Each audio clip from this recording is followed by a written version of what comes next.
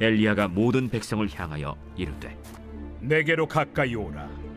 백성이 다 그에게 가까이 가매 그가 무너진 여호와의 제단을 수축하되 야곱의 아들들의 지파의 수요를 따라 엘리야가 돌 12개를 취하니 이 야곱은 옛적에 여호와의 말씀이 임하여 이르시기를 내 이름을 이스라엘이라 하리라 하신 자더라. 그가 여호와의 이름을 의지하여 그 돌로 제단을 쌓고 제단을 돌아가며 곡식 종자 2세알을 둘 만한 도랑을 만들고 또 나무를 버리고 송아지의 각을 떠서 나무 위에 놓고 이르되 동네 샘물을 채워다가 번제물과 나무 위에 부으라. 다시 그리하라. 다시 그리하니 또 이르되 세 번째로 그리하라. 세 번째로 그리하니 물이 제단으로 두루 흐르고 도랑에도 물이 가득 찼더라. 저녁 소제 드릴 때에 이르러 선지자 엘리야가 나아가서 말하되 아브라함과 이삭과 이스라엘의 하나님 여호와여, 주께서 이스라엘 중에서 하나님이신 것과 내가 주의 종인 것과 내가 주의 말씀대로 이 모든 일을 행하는 것을 오늘 알게 하옵소서. 여호와여, 내게 응답하옵소서. 내게 응답하옵소서.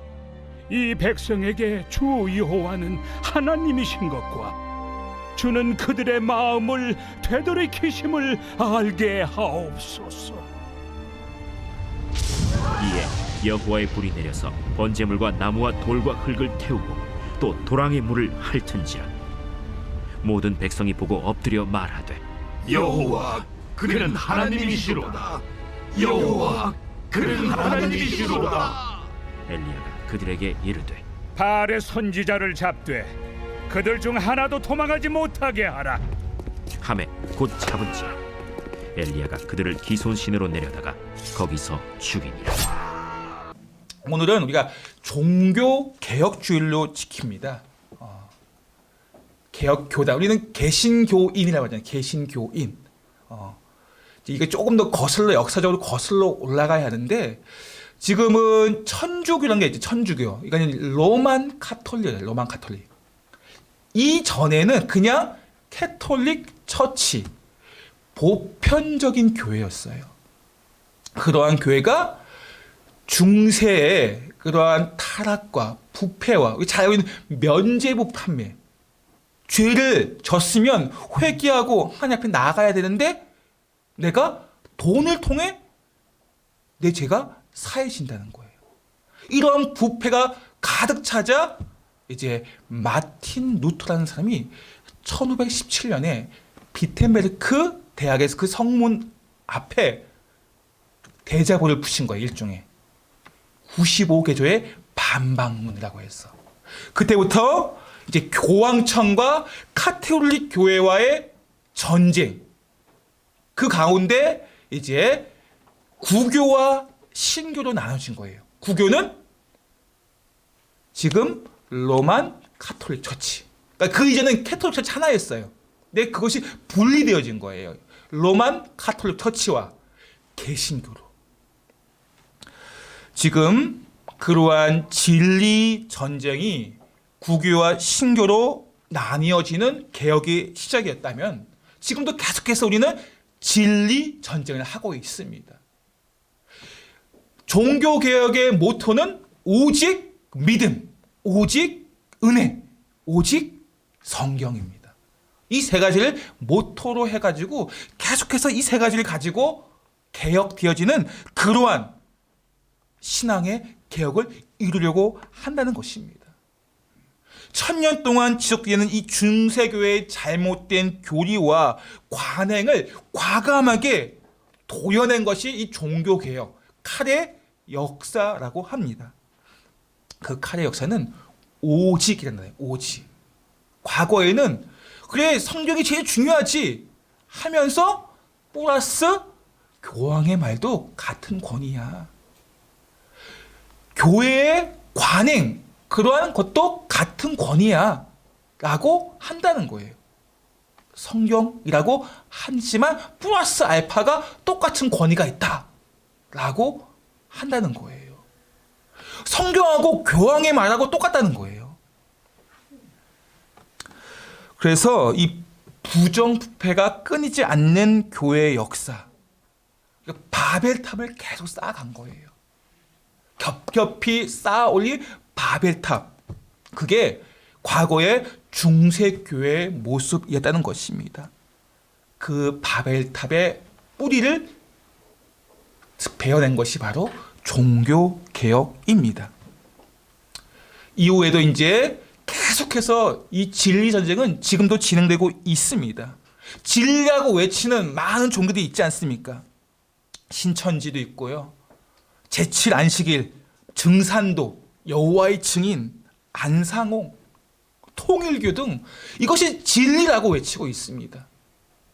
그래서 잘 모르는 사람들은 저게 진리인가? 라고 한다는 거예요. 그러다 보니까 거짓이 진리되고 진리가 거짓되는 것처럼 보인다는 것입니다. 오늘 우리는 이러한 말세, 거짓이 진리가 되어가는 이런 말세 시대 속에서 이 땅을 살아가는 그리스도인으로서 진리 전쟁을 선포해야 한다는 것입니다. 오늘 설계 제목은 여호와의 불입니다. 하나님의 임재와 능력의 상징인 이 여호와의 불을 통해서 예수님만이 소망이고 예수님만이 생명임을 깨닫고 진리 전쟁에서 승리하는 우리 모두가 되시기를 예수님 이름으로 축복합니다. 본문은 엘리야라는 선지자가 나오고 있습니다. 모세와 함께 이스라엘 위대한 선지자입니다. 그는 예수님이 태어나기 전 870년 전에 태어났어요. 오늘로부터 2870년 전 사람이 바로 엘리야입니다. 그 시대에는 이스라엘이 분열되어져 있습니다. 북이스라엘과 남유다. 그래서 분열 왕국 시대라고 해요. 우리가 이스라엘 초대 왕이 누구죠? 사울 왕. 그 다음에 누구예요? 다윗. 그 다음에 솔로몬. 그 다음에 나라가 분열되어지는 그 다음 왕부터 이제 북이스라엘과 남유다로 분열 왕국 시대.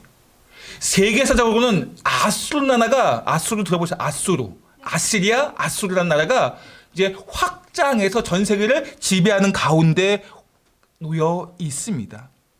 이러한 시대에 엘리야는 등장하였고 그의 첫 사역은 하나님의 말씀을 아방에게 전하는 것입니다. 아방은 그 시대의 북이스라엘의 절대 권력자예요. 그의 말 한마디면 다 죽는 거예요. 북이스라엘 사람들 중. 그 아방 앞에 가서 하나님 말씀을 전해야 합니다. 근데 아방은 공처가 있어. 공처. 꽉 아내에게 잡힌. 이세벨이라는 아내에게 잡혀서 그 이세벨이 바알과 아세라의 그런 우상들을 가져왔어도 말도 못해요.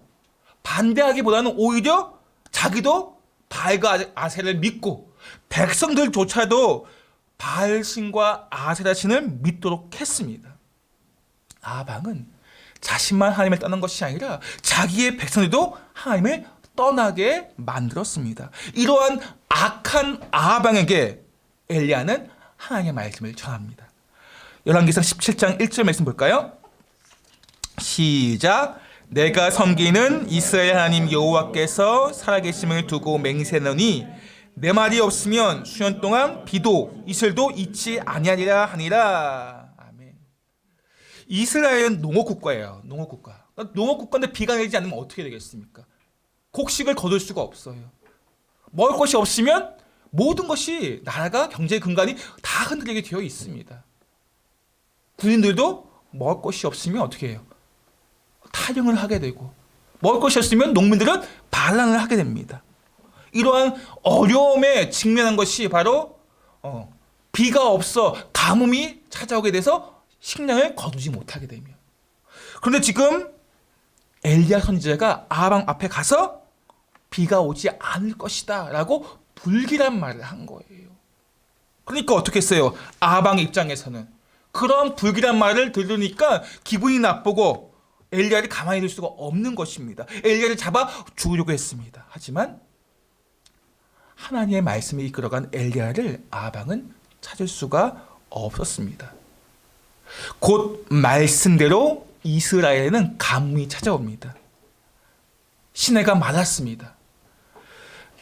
이 가뭄은 수년 동안 찾아오게 되었습니다. 그런데 그렇게 찾을 수 없었던 엘리야를 이 수년의 가뭄 속에서 아방은 만나게 됩니다. 그 내용이 우리가 읽은 본문 앞부분이에요. 18장 전반부입니다. 아방과 엘리야는 드디어 외나무 다리에서 만났습니다. 그리고 먼저 아방이 말을 합니다. 18장 17절 말씀 시작. 엘리야를 볼 때 아합이 그에게 이르되 이스라엘 괴롭게 하는 자여 너냐? 이것이 아방의 말이에요. 그 답으로 엘리야도 말합니다. 18절이에요. 그가 대답하되 내가 이스라엘 괴롭게 한 것이 아니라 당신과 당신의 아버지의 집이 괴롭게 하였으니 이는 여호와의 명령을 버렸고 당신이 바알들을 따랐습니다. 지금 서로의 주장이 달라요. 가뭄이 찾아온 것은 다 너 때문이야. 엘리야 너 때문이야. 그러자 엘리야는 아니다. 아방 너와 너의 아버지 때문이다. 라고 이렇게 서로가 책임을 있다라고 하고 있습니다. 그러자 엘리야가 한 가지 제안을 합니다. 바알과 아세라의 선지자 850명과 하나님의 선지자인 자신과 갈멜산에서 대결을 하자. 그 제안에 아방은 흔쾌히 받아들입니다. 왜냐하면 아방은 자신이 이 대결에서 승리할 수 있다고 생각을 했기 때문에 그렇습니다. 이 갈멜산 대결, 이 대결은 자신에게 더 유리하다고 생각을 했던 것입니다. 왜냐하면 이 갈멜산은 바알신의 성지라고 부르고 있습니다. 그리고 자신 바알과 아세라를 믿는 신은 선지자는 850명이에요. 그리고 하나님이 믿는 선지자는 한 명, 엘리야 한 명입니다. 850대 1에 자신들이 숫자적으로 압도적으로 많기 때문에 이길 수 있다고 생각을 한 것입니다. 거기에다가 이 바알과 아세라 신, 풍요의 신이요, 폭풍의 신이요, 번개를 일으키는 신입니다. 지금 이 대결의 승리 요건이 뭐냐? 재물에 불을 붙이는 그것이 바로 승리의 요건이에요. 그렇기 때문에 번개를 일으키는 바알 신이 더 유리하다고 생각했고 이것이 너무나도 쉽다고 여긴 것입니다. 그래서 그 대결을 흔쾌히 받아들이게 된 것입니다. 850대 1의 대결이 이제 갈멜산에서 이루어지게 됩니다. 그것을 보려고 수많은 사람들이 올라왔습니다. 그 승리의 결정은 불의 응답에 있습니다. 자신들이 준비한 송아지, 그 제물을 나무에다 올려놓고 그 제물을 불로 태우고 불로 응답하면 이기는 것입니다. 그 불로 응답하는 신이 참신이다 라고 여긴 것입니다. 먼저 바알과 아세라의 신을 섬기는 선지자들이 아침부터 저녁까지 미친 듯이 자기들 신을 부르는 거예요. 그래서 응답하지 않으니까 어떻게 하냐? 자기 몸을 자해까지 하는 거예요. 자해. 그럼에도 불구하고 그렇게 떠들고 몸을 자해까지 했음에도 불구하고 바알과 아세라의 신은 아무 응답도 아무 소리도 없었습니다. 이후에 이제 엘리야가 나섭니다. 엘리야가 기도를 합니다. 그러자 하늘에서 여호와의 불이 내려와서 제단의 재물과 흙과 돌과 그리고 물을 순식간에 다 태워 버렸습니다. 38절 말씀 한번 함께 읽어보겠습니다. 시작. 이에 여호와의 불이 내려서 번제물과 나무와 돌과 흙을 태우고 또 도랑의 물을 핥은지라. 바알과 아세라의 신을 섬기는 그들이 그렇게 떠들고 부르고 몸을 자해하는 광기까지 했지만 아무 응답도 없던 것과는 너무나도 대조적으로 하나님의 능력이 임하자 모든 것들이 달라지게 되었습니다. 무관심한 사람들도 하나님을 인정하게 되었습니다. 이전까지 이스라엘 백성들은 하나님을 온전히 믿지 않았어요. 21절 말씀 보시면 너희가 어느 때까지 둘 사이에서 머뭇하였느냐. 하나님을 믿는 것 같지만 바알도 아세라도 함께 믿는 그러한 혼합주의. 하나님을 믿는다고 하면서도 그 마음의 중심에 이 세상의 성공을 붙잡고 있는, 출세를 붙잡고 있는, 돈을 붙잡고 있는, 권력을 붙잡고 있는 그러한 모습이 이스라엘 백성들의 모습이고 어쩌면 지금 우리의 모습일 수도 있겠습니다. 그렇게 머뭇거리고 있다는 것입니다. 그랬던 이스라엘 백성들이 39절 말씀 보시면 함께 읽어볼까요? 모든 백성이 보고 엎드려 말하되 여호와 그는 하나님이시로다. 여호와 그는 하나님이시로다. 모든 백성들이 여호와 하나님을 인정하게 됩니다. 하나님의 능력이, 여호와의 불이 임하자 천지가 진동하고 역사가 뒤바뀌고 사람을 감동시켰습니다. 여호와의 불은 하나님의 임재와 능력의 상징입니다. 여호와의 불은 하나님의 축복이고 기름 부으심이었습니다. 솔로몬 왕이 왕으로 즉위할 때 하늘에서 불이 내려와서 제단의 제물을 다 불살랐습니다. 신약 시대에 보면 120명의 성도들이 마가의 다락방에 모였을 때 하늘에서 성령의 불이 임했고 그 이후로 교회가 시작되었습니다. 여호와의 불은 이 악한 세대에서 우리를 새롭게 만들어가는 능력이고 힘입니다. 초자연적인 능력을 주시는 하나님의 역동적인 힘이 바로 여호와의 불이라는 것입니다. 그럼 오늘날 이 땅의 교회들과 그리스도인들에게 정말 필요한 것이 바로 여호와의 불이라는 것입니다. 현대 교회는 아주 조직화되었고 그리고 대중화, 대형화 되어 있습니다. 교회 건물은 아름답고 최신 시설이 갖추어져 있습니다. 좋은 건물, 좋은 시설, 능력 있는 사람, 좋은 장비들을 갖추고 있습니다. 하지만 오늘날 교회는 별것 갖추지 않은 초대 교회에 비해 영향력을 미치지 못하고 있다는 거예요. 초대교회에 그런 좋은, 이쁜, 예쁜 큰 건물이 있습니까? 좋은 마이크가 있고 어떤 컴퓨터와 좋은 시설들이 있습니까? 그렇게 지금 많은 사람들이 붙잡고 요청하고 있는 좋은 건물, 좋은 시설, 편의시설 그런 것들이 아무것도 없지만 지금보다 더 능력이 있는 그러한 역동적인 힘을 나타내는 것이 초대교회라는 것입니다. 왜 그렇습니까? 왜 오늘날의 교회는 그런 영향력을 나타내지 못하고 있는 것입니까? 왜냐하면 우리의 눈에 눈물이 말라버렸고 기도는 차가워져 버렸으며 마음은 굳어져 버렸기 때문에 그렇습니다. 그렇다 보니까 예수님을 믿는 사람들이 세상 사람들로부터 위선자라는 말을 듣고 심지어는 개독교라는 말을 그런 비난을 받고 있지 않습니까? 현대교회는 지금 무력하게 세상에 끌려가고 있습니다. 이러한 현실, 이러한 상황에도 불구하고 여전히 교회들은 더 좋은 시설, 더 좋은 장비, 거기에 더 많은 관심을 쏟고 있다는 것입니다. 정말 중요한 것은 여호와의 불, 그것이 우리 안에 임하고 있는가? 그분의 능력을 구하고 있는가? 그러한 것이 지금 우리의 입술 속에, 우리의 삶 가운데 구하고 있지 않다는 것입니다. 우리는 부르짖어야 합니다. 하나님의 교회에, 이 가정에, 내 삶의 현장에 여호와의 불이 임하게 해주십시오. 여호와의 불이 임하게 해주십시오. 외쳐야 한다는 것입니다.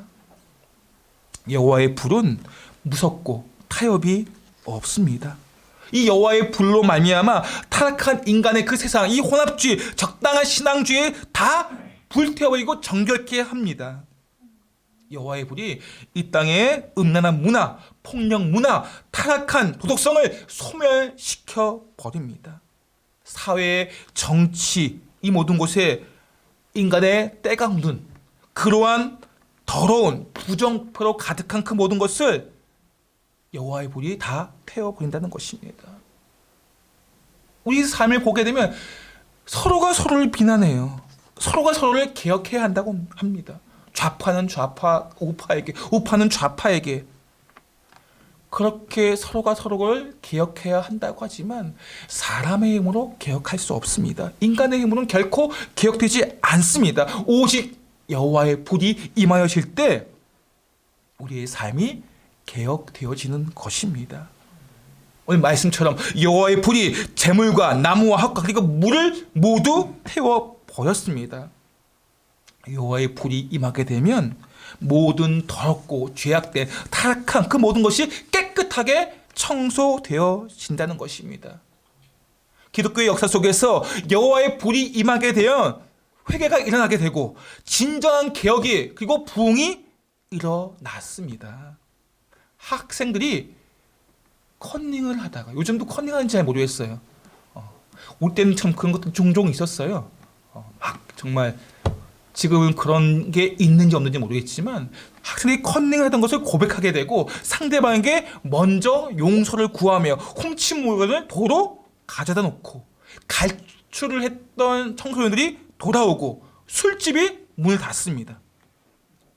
자신들이 범죄를 한 행위를 고백하고 스스로 걸어서 경찰서로 들어가는 그러한 기적 같은 역사들이 여호와의 불이 임하게 될 때 일어났던 것입니다. 여호와의 불이 이 땅 곳곳에 임할 때 추악한 죄악들이 드러나고 그리고 모든 문제가 해결되어집니다. 우리는 이제 여호와의 불이 우리 가슴에 관통하도록 기도하셔야 돼요. 여호와의 불이 나의 가슴을 관통고 뚫고 지나갈 때 화에 맞은 양심, 부패한 생각들이 소멸되어진다는 것입니다. 얼마나 우리의 생각들이 썩어진 생각들 얼마나 많이 하는지 몰라요. 그러한 생각들을 깨끗하게 정화시켜주는 것이 여호와의 불입니다. 그 여호와의 불이 나의 마음을 관통하도록 기도하셔야 돼요. 그렇다면 어떻게 하면 여호와의 불이 우리 가운데 관통하여질 수 있을까요? 우리의 마음 가운데 임하여질 수 있을까요? 오늘 엘리야 선지자가 여호와의 불을 응답받는 과정을 유심히 살펴보면 바알과 아세라의 선지자들은 오전부터 저녁까지 미친 듯이 떠들었습니다. 그런데 아무 응답이 없어요. 엘리야 선지자는 이들을 뒤로하고 모든 백성들을 가까이 오게 하는데 가까이 오라고. 그리고 가장 먼저 하였던 것이 무너진 제단을 다시 쌓았습니다. 가장 먼저 무너진 제단을 다시 쌓아야 한다는 것입니다. 우리 3절 말씀 볼까요? 시작.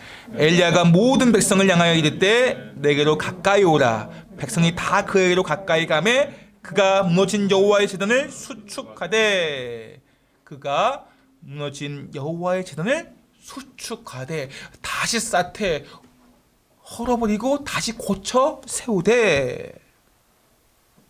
하나님의 백성이라고 하는 이스라엘 백성들, 그들은 말은 하나님의 백성이지만 하나님을 떠났습니다. 예배당이 이토록 엉망이었음에도 불구하고 아무도 관심을 가지지 않았습니다. 그들의 예배는 마당만 밟는 일종의 그냥 종교 의식에 그쳤습니다. 예배는 온 마음을 다해 진실되게 주님께만 경배드리는 것입니다. 사람의 행위가 나타난 것이 아니에요. 예배는 오직 하나님만 드러나는 것, 사람의 이름이 감춰지고 오직 하나님의 영광만 나타나는 것이 바로 예배입니다. 그분을 향한 참된 헌신과 충성 있지만 그런 것이 과장되거나 포장되지 않습니다. 다 드려 바치되 자신이 드러나지 않는 것이 온전한 예배자의 모습입니다. 우리가 하나님께 드리는 것은 결코 사람에게 보이기 위함이 아닙니다. 주님에게 우리 삶을 의탁하는 시간이 바로 예배입니다. 우리는 예배를 드릴 때 우리의 전 존재, 그것을 하나님께 굴복시키는 거예요. 나의 의지를 내려놓고 하나님의 목적을 바라보는 것, 이것이 바로 예배 드릴 때 우리의 모습이어야 한다는 것입니다. 우리는 이 시간 나의 의지를 내려놓으셔야 돼요. 그리고 하나님의 목적, 내 인생을 향한 하나님의 목적을 바라보셔야 한다는 것입니다. 이러한 예배를 드려야 하고 이러한 예배를 소망해야 합니다. 이러한 예배가 하나님께 드려질 때 하나님과의 관계가 회복되어지는 것입니다. 하나님과의 관계가 회복되어질 때 우리가 사람다운 삶을 살 수 있는 거예요. 하나님과의 관계가 회복되어지지 않으면 우리는 사람답지 못한, 사람보다 못한, 때로는 진승마다 못한 삶을 사는 것이 죄인 우리의 모습이 될 수 있다는 거예요. 그렇기 때문에 오늘 엘리야가 무너진 제단을 다시 쌓았던 것입니다. 무너진 제단을 회복하는 것이 우리의 인생의 모든 문제를 회복하는 길이 되기 때문에, 인생의 문제는 환경에 있지 않아요. 어떤 상황에 있지 않습니다. 인생의 문제는 하나님과의 관계에 있어요. 그러니까 하나님과의 관계가 깨어지게 되면 모든 것을 잃어버린 것입니다. 눈에 보여진 것이 잘 되고 있다 할지라도 그것을 가지고 괜찮다 하지 마시기 바랍니다. 내가 하나님과의 관계가 끊어지게 되면 아무리 눈에 보여지는 것이 잘 된다 할지라도 학교의 성적이 좋고 사업이 잘 되고 출세하고 권력을 갖고 성공한다 할지라도 관계가 끊어지면 다 잃어버린 것입니다. 그래서 우리는 오늘 엘리야 선지자의 그 몸짓을, 그 뜻을, 그분의 행위를 잘 보셔야 된다는 거예요. 그가 가장 먼저 하나님과의 관계 회복을 위해서 다시 제단을 쌓는 그 모습, 그것이 바로 우리의 잃어버린 모습, 우리가 회복되어야 할 모습, 바로 예배의 회복. 그 예배의 회복이 하나님과 관계의 회복의 첫 걸음입니다. 그런 예배가 회복되어질 때 여호와의 불이 우리 안에 임하여지게 되는 것입니다. 두 번째로 여호와의 불이 임하여지게 된다는 것은 확신에 찬 믿음과 신뢰를 우리 가운데 있을 때. 말씀 32절부터 35절 천천히 한번 읽어볼게요. 시작. 그가 여호와의 이름을 의지하여 그 돌로 제단을 쌓고 제단을 돌아가며 곡식종자 두세 알을 틀 만한 도랑을 만들고 또 나무를 버리고 송아지 각을 떠서 나무 위에 놓고 이르되 통 넷에 물을 채워다가 번제물과 나무 위에 부으라 하고 또 이르되 다시 그리하라 하여 다시 그리하니 또 이르되 세 번째로 그리하라 하여 세 번째로 그리하니 물이 제단으로 두루 흐르고 도랑에도 물이 가득 찼더라. 제단을 쌓았습니다. 그리고 그 위에 송아지 제물을 올려놨어요. 이 갈멜산 대결의 승리는 뭐예요? 이 제단에 불이 붙는 거예요. 불이 붙는 것. 그것이 엘리야가 죽지 않는, 만약 엘리야가 불을 붙이지 못하면 어떻게 돼요? 죽을 수도 있어요. 지금 850명이 눈을 부리켜고 엘리야를 보고 있습니다. 불을 붙여야 되는데 어떻게 해야 됩니까? 지금 우리가 겨울 날씨 되면은 작은 불씨로도 불을 붙일 수가 있어요. 그렇기 위해서는 오늘 본문의 말씀처럼 결코 물을 제단에 부어서는 안 됩니다. 근데 엘리야는 제단을 쌓은 다음에 제물을 쌓고 그 위에 물을 부었다는 거예요. 그것도 32절 말씀 보시면 곡식 종자 두세 알이라는 것은 약 15리터의 물을 도랑에 붓고 그리고 그 나무와 제단 위에 제물 위에 통넷, 아마 물 항아리 같은 것을 통 4개를 두은 것 같아요. 거기에 물을 채우고 어떻게 부었어요? 그 채운 물을 한 번 붓고 네 번 붓고 네 항아리가 부어진 거죠. 거기에 세 번에 걸쳐 12항아리를 그 제단에 물을 부어버린 것입니다. 그래서 말씀 보시면 물이 제단으로 두루 오르고 도랑에도 물이 가득 찼더라 이렇게 기록을 하고 있는 것입니다. 왜 엘리야는 불이 붙어야 승리하는 이 대결에 이렇게 물을 가득 부은 것이겠습니까?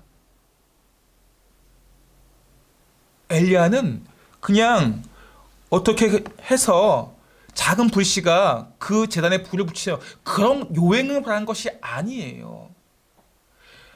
하나님에 대한 확신에 찬 믿음이 있었기 때문에 그 물에 그 제단에 물을 가득 부어버린 것입니다. 철저히 하나님에 대한 확신이 있었습니다. 하나님께서 불을 내리실 것이라는 확신이 있는 믿음, 그 믿음이 있었기 때문에 지금 그 제단에 가득 넘치게 물을 부어 버린 것입니다. 이 확신이 있는 믿음의 이 엘리야의 기도 내용을 보시면 36절 말씀 볼까요? 시작. 저녁 소재 드릴 때 이르러 선지자 엘리야가 나아가서 말하되 아브라함과 이삭과 이스라엘 하나님 여호와여 주께서 이스라엘 중에서 하나님이신 것과 내가 주의 종인 것과 내가 주의 말씀대로 이 모든 일을 행하는 것을 오늘 알게 하옵소서. 아멘. 엘리야의 확신이 있는 믿음, 하나님을 향한 그 신뢰, 그 믿음의 원리가 무엇인가 엘리야가 오늘 이 모습을 통해서 보여주고 있습니다. 내가 주의 종인 것과 내가 주의 말씀대로 이 모든 일을 행하였습니다. 엘리야의 믿음의 원리는 말씀대로 행하는, 이 모든 일을 행하는 말씀대로, 그것이 바로 믿음이 있는 삶의 원리입니다. 우리는 믿음을 잘 말하고 있습니다. 믿음에 대해서 이야기합니다. 얼마나 많이 우리가 믿음에 대해서 고백을 하고 있습니까? 그런데 정말 믿음이 있는 신앙인으로 우리가 살고 있느냐 하는 것입니다. 정말 우리가 믿음의 삶을 살고 있느냐 하는 것입니다. 물론 그런 분들 많이 계시지만 그렇지 않고 교회에 있는 사람들도 많다는 것입니다. 그리스도인이라는 말하고 있지만 그 믿음이 미신과 같은 사람들이 많이 있어요. 미신적인 신앙을 믿는 사람. 어떤 모습이냐? 우리가 무당 굿할 때 보시면 아시겠지만 거기다 많은 먹을 걸 쌓아둡니다. 이것을 귀신에게 주는 거예요. 이방신에게 제물을 바칩니다. 그리고 나서 자기의 소원을 아려면 그것을 그 신이 들어주게 된다는 것입니다. 우리도 혹시 이러한 믿음, 이방인의 미신적인 믿음을 가지고 있지는 않습니까? 내가 드리는 헌금, 내가 드리는 헌신과 봉사, 이것을 가지고 내가 하나님께 내 소원을 아뢰는 미신적인 모습이 있지 않느냐 하는 것입니다. 물론 우리의 신앙의 시작은 그렇게 하나님께 간절히 구하는 것으로 시작은 됩니다. 그런데 우리의 신앙이 이 미신적인 신앙처럼 말씀에 순종하는 것이 아니라 자신의 계획, 그것을 가지고 하나님의 뜻을 끌어온다는 것입니다. 자신이 이미 다 계획을 다 세웠어요. 다 정해 놓았습니다. 그리고 나서 헌금, 예물, 예배를 드리고 자신이 원하는 것을 해달라고 조르는 그러한 모습이 아니야 하는 것입니다. 신앙은 결코 하나님의 마음을 바꾸는 게 아니에요. 내 마음이 말씀을 통해 변화되어지는 것. 이것이 바로 신앙입니다. 이것이 바로 믿음이라는 것입니다. 하나님의 음성을 듣는 법.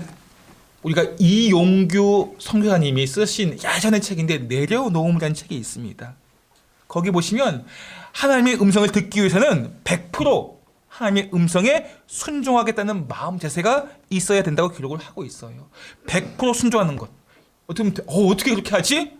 라고 할 수가 있겠죠.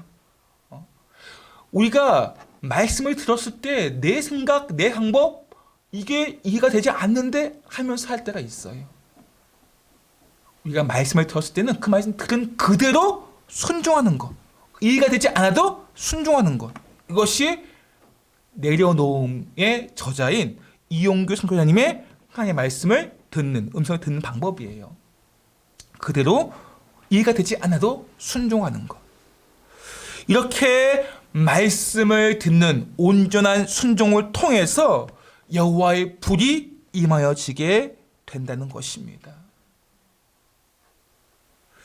사랑하는 성도 여러분, 여호와의 불이 임하여질 때 우리의 이 삶이 새로워질 수가 있습니다. 그러기 위해서는 먼저 예배가 회복되어져야 됩니다.